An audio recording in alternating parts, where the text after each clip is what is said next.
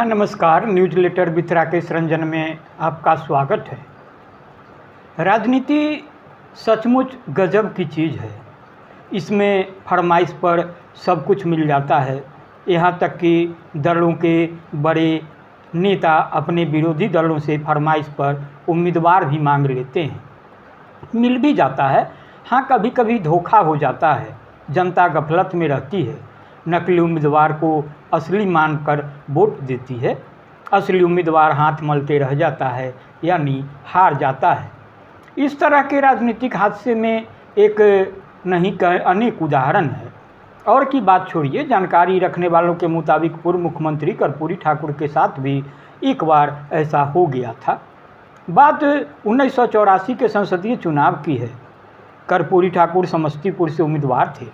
उनकी इच्छा कहें या कांग्रेस के खुद का विवेक, पार्टी नेतृत्व ने उनकी राह निरापद बना देने के ख्याल से उनके ही राजनीतिक शिष्य रहे रामदेव राय को अखाड़े में उतार दिया, पर नुमाइशी उम्मीदवार रामदेव राय उन पर भारी पड़ गए। वोटों की गिनती हुई और कर्पूरी ठाकुर की हार हो गई।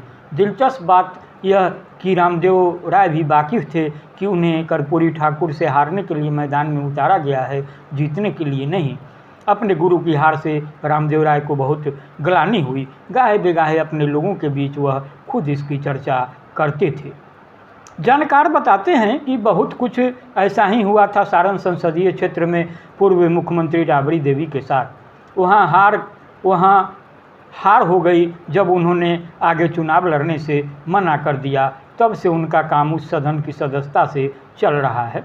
परंतु दो दिवंगत पूर्व मुख्यमंत्रियों के साथ ऐसा हादसा नहीं हुआ। दोनों अलग अलग दलों में रहे। दिखाने के लिए दोनों के बीच ज़बरदस्त दुश्मनी थी, मगर विधानसभा चुनाव के समय दोनों अपने विरोध के उम्मीदवार का नाम तय करके एक दूसरे के पास भेज देते थे। दोनों स्वर्ग सिधार गए। यह रिकॉर्ड अपने नाम दर्ज कर गए कि विधानसभा चुनाव में कभी उनकी हार नहीं हुई।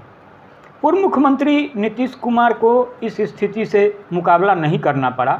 वह जिस समय मुख्यमंत्री बने, लोकसभा के सदस्य थे। शपथ ग्रहण के बाद विधान परिषद की सदस्यता ग्रहण की, तब से विधानसभा चुनाव लड़े ही नहीं।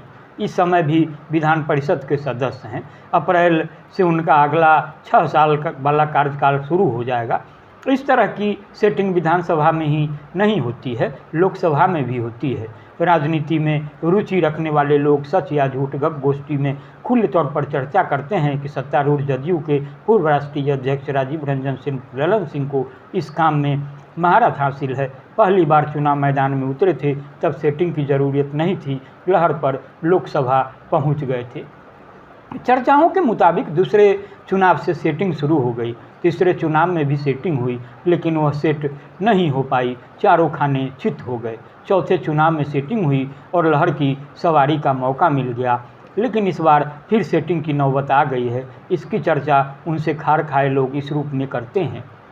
सेटिंग के तहत ही उन्होंने विरोधी दल से एक उम्मीदवार मांग लिया। ऐसा इसलिए किया कि इस बार के चुनाव में उनका सबसे बड़ा संकट अपनी बिरादरी के लोगों का कड़ा विरोध है।